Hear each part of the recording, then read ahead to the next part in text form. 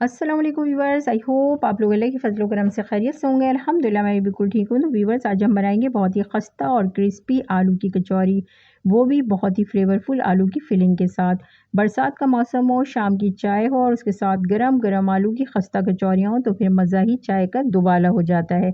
इस रेसिपी में मैं आपके साथ शेयर करूँगी वो तमाम टिप्स एंड ट्रिक जिसमें से ये कचौरी ना ही जो है नरम होंगी और ना ही जो है ये फ्राइंग के दौरान टूटेंगी और बहुत ही खस्ता और क्रिस्पी बनकर तैयार होंगी, बिल्कुल हलवाई स्टाइल। जैसे कि बाज़ार में हलवाई या बेकरियों पे हमें जो खस्ता कचौरियाँ खाने को मिलती है, बिल्कुल वैसी ही बन के ये तैयार होंगी।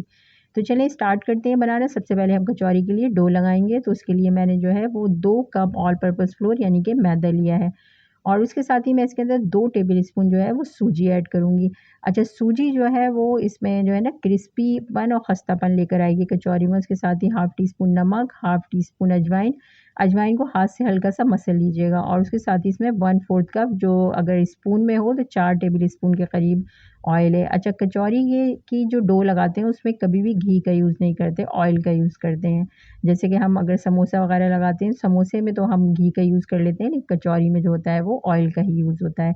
अब ये ऑयल को हम इन तमाम चीज़ों को हमें आटे के अंदर बहुत अच्छी तरह से मिक्स कर लेना है कि जो ऑयल हमने इसके अंदर ऐड किया है वो तमाम जो है मैदे में अच्छी तरह से मिक्स हो जाए। इस तरह से क्रम्ब टाइप के बन जाएँ आटे के बिल्कुल ना, और हाथ में लेने से बिल्कुल ये बाइंड सा होने लगे। अच्छा, इसमें आप एक बात का ध्यान ज़रूर रखिएगा कि जितनी अच्छी आपकी ये डो रेडी होगी उतनी ही अच्छी आपकी कचौरियाँ जो है वो बनकर तैयार होंगी। अब इस तरह से जब हाथ में आप लें आटे को तो मुट्ठी सी बन जाए बिल्कुल इस तरह से। अब ये बहुत अच्छी तरह मिक्स हो गया था। अब मैं इसके अंदर थोड़ा-थोड़ा सा पानी ऐड करके जो है वो इसकी सेमी सॉफ्ट जो है ना हमें डो लगानी है। अच्छा, मैंने इसके अंदर 3/4 कप टोटल पानी यूज़ किया था। पानी एक साथ कभी भी ऐड मत कीजिएगा, इसमें बिल्कुल हल्का-हल्का थोड़ा-थोड़ा सा यानी करके ऐड कीजिएगा, उससे आपको अंदाज़ा होगा कि आपने टोटल इसमें कितना पानी ऐड करना है। मैंने 3/4 कप ऐड किया था। अच्छा, अब आटे को हम पानी के साथ जो है अच्छी तरह से समेट लेंगे, पूरा इकट्ठा कर लेंगे और इसको कवर करके तकरीबन जो है 15 मिनट के लिए ऐसे ही छोड़ देंगे। अभी हमने आटा गूँधा नहीं है, सिर्फ़ हमने इसको इकट्ठा करके रखना है।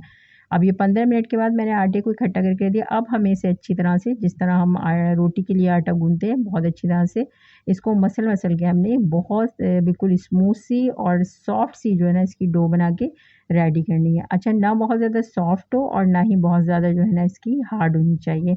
सेमी सॉफ्ट यानी कि जो इसकी डो लगा के हम इसकी तैयार करेंगे।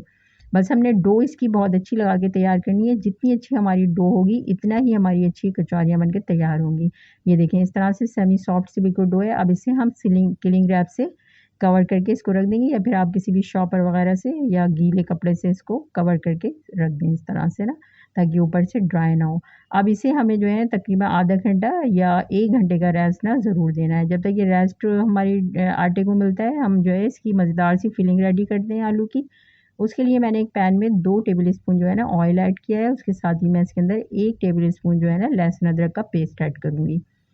अच्छा, ये फिलिंग भी बहुत ज़बरदस्त की तैयार होगी और बहुत ज़बरदस्त ये कचौरियाँ बनकर तैयार होंगी, बहुत फ्लेवरफुल आलू की फिलिंग के साथ। अब जो लहसुन अदरक हल्का-सा फ्राई हो गया था, इसका कच्चापन हल्का-सा ख़त्म हुआ था, तो मैं इसके अंदर 2 मीडियम साइज़ की प्याज़ इस तरह से मैंने चॉप की थी, वो इसके अंदर ऐड कर देंगे।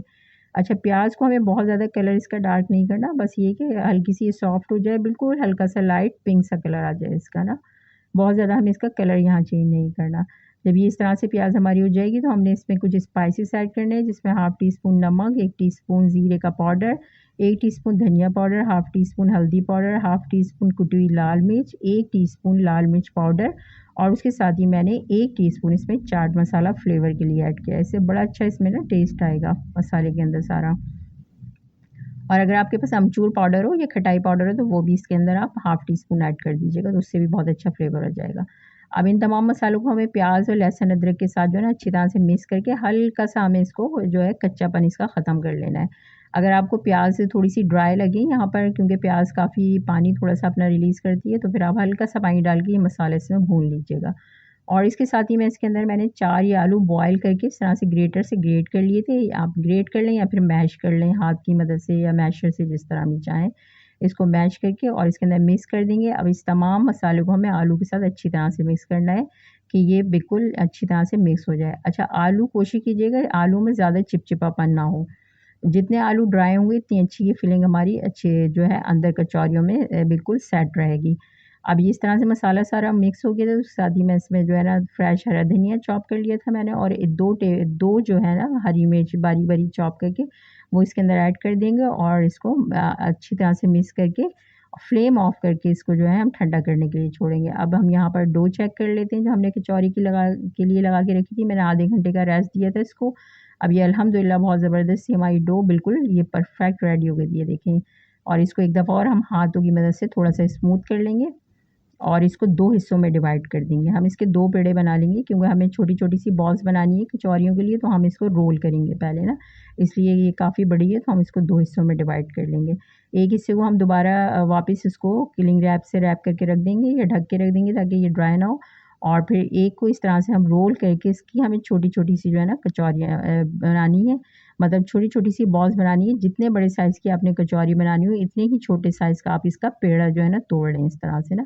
ये देखें इस तरह से मैंने इसका पेड़ा जो है वो तोड़ लिया है। इसे तोड़ लूँगी सारे छोटे-छोटे से, मैंने छोटे साइज़ की मैं कचौरी बनाऊँगी, अगर आप बड़े साइज़ की बनाएँ तो फिर आप बड़े साइज़ की जो है ना इसकी इस तरह से पेड़ा बना लें।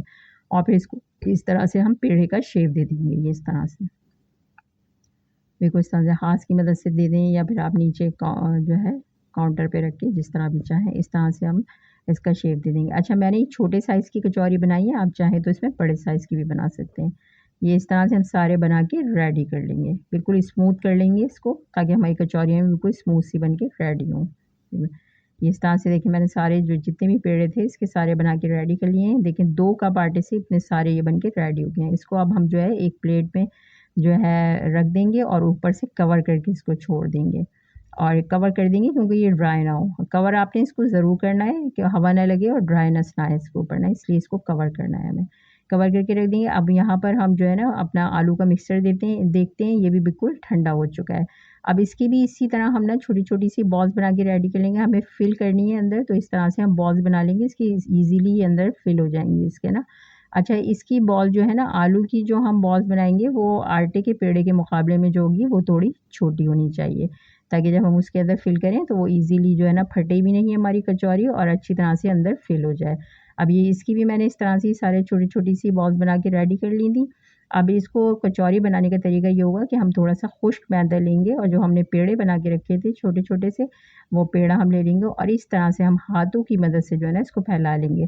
अच्छा, आपने इसके अंदर जो खुश्क मैदा है वो ज़्यादा नहीं लगाना है, बिल्कुल हल्का-सा लगाना है, और बाकी जितना थोड़ा बहुत होगा इसमें मज़ीद वो इस तरह से नीचे हमने इसको झाड़ देना है जब आप इसको फ़ोल्ड करेंगे, मतलब रोल करेंगे। अब इस तरह से हम जो है ना आलू का जो हमने बॉल बना के रखी थी वो अंदर रखेंगे, और इसको हम इस तरह से हाथों की मदद से थोड़ा-सा घुमाते जाएँगे, तो ये जो आटे की का पेड़ा जो होगा हमारा वो फैलता जाएगा, और फिर इस तरह से हम जो है ना ऊपर की तरफ उसको प्रेस करते हुए इसको इस तरह से हम बिल्कुल अच्छी तरह से जो है ना इसको सील कर देंगे। हमें बहुत अच्छी तरह से इसको सील करना है कि कहीं बिल्कुल खुली ना रहे, और ऊपर से बाकी जो थोड़ा बहुत हमारा आटा बचेगा पेड़े का, वो हम इसमें से जो है ना इस तरह से तोड़ देंगे, निकाल देंगे यानी कि ना, और इस तरह से हम बना के रेडी करेंगे। अच्छा, अब जब फ्राई करें आप, तो फ्राई के बाद इसकी एक बहुत अच्छी टिप है, जब जिससे ये बहुत फूली-फूली सी बन के तैयार होती हैं, इस तरह से हाथों की मदद से चारों तरफ हल्का-सा इसको प्रेस कर देंगे, तो फिर ये बहुत आपकी कचौरी जो है फूली-फूली सी बनकर तैयार होंगी।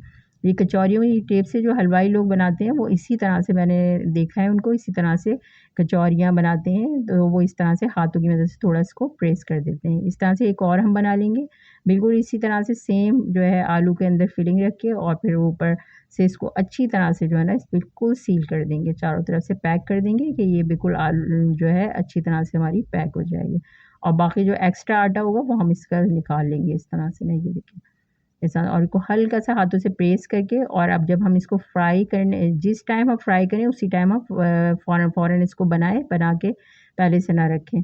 अब ये इस तरह से चारों तरफ से हाथों की मदद से इस तरह से हल्का-सा प्रेस कर देंगे, और इसको फ्राई कर लेंगे। अब इसको फ्राई करने का तरीका ये है कि हम ऑयल में इसको डाल देंगे, ऑयल मैंने ये जो है बिल्कुल स्लो फ्लेम नीचे रखा है, ये आप ऑयल देखें बिल्कुल बहुत हल्का-सा बिल्कुल गरम ऑयल है कि इसमें बिल्कुल हल्के से बबल्स आ रहे हैं।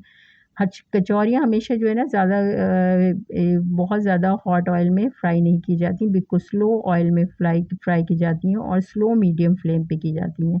उससे ये होता है कि हमारी प्रॉपर जो है कचौरी अंदर से ऊपर तक पकती है, اور پھر پراپر جو ہے وہ فرائی ہوتی ہے۔ اب یہ دیکھیں میں نے بالکل سلو فلیم پہ اس کو فرائی کر رہی ہوں، سلو میڈیم فلیم پہ، اور میں نے سلو جو بالکل ہیٹ جو تھی بہت کم تھی آئل کی جب میں نے اس کو ڈالا تھا۔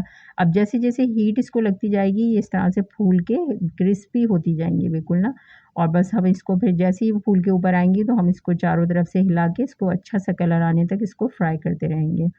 بس آپ نے اس کو سلو میڈیم فلیم پہ کرنا ہے، بہت زیادہ تیز فلیم پہ اس کو نہیں کرنا ورنہ یہ خستہ نہیں بنے گی۔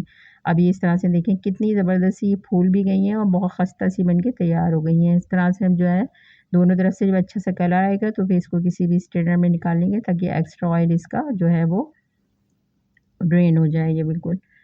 بس آپ کو فرائنگ کے دوران جو ہے نا ایک دو باتوں کا خیال رکھنا ہے کہ ایک آئل کا ٹیمپریچر ڈاؤن ہونا چاہیے، دوسرا اس کو سلو میڈیم فلیم پہ آپ فرائی کریں۔ جیسے جیسے یہ فرائی ہوں گی یہ خود بخود اوپر آئیں گی، اور پھر جب یہ اوپر آنے لگ جائیں پھولنے لگیں تو اس کے بعد آپ اس کو چلاتے ہوئے آہستہ آہستہ جو ہے نا چاروں طرف سے اس کو فرائی کیجیے اور اچھا سا کلر آنے تک اس کو نکال لیجیے۔ یہ دیکھیے کتنی خستہ کرسپی اور مزیدار سی جو ہے ہماری آلو کی کچوری بالکل تیار ہے۔ اس کے ساتھ یہ ہری مرچیں فرائی کیجیے، یقین مانیں ان ہری مرچوں کے ساتھ تو ان کا مزہ ہی دوبالا ہو جاتا ہے۔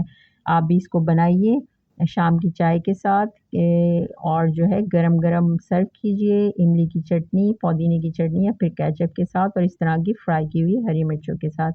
آج کل برسات کا موسم ہے، آپ اس میں بنائیے، یقین مانیں شام کی چائے کا مزہ ہی دوبالا ہو جائے گا۔ ریسیپی پسند آئے تو لائک اور شیئر ضرور کیجیے گا، چینل کو سبسکرائب کرنا نہ بھولیے، گھر کا بنا ہوا کھائیے، ہیلدی رہیے۔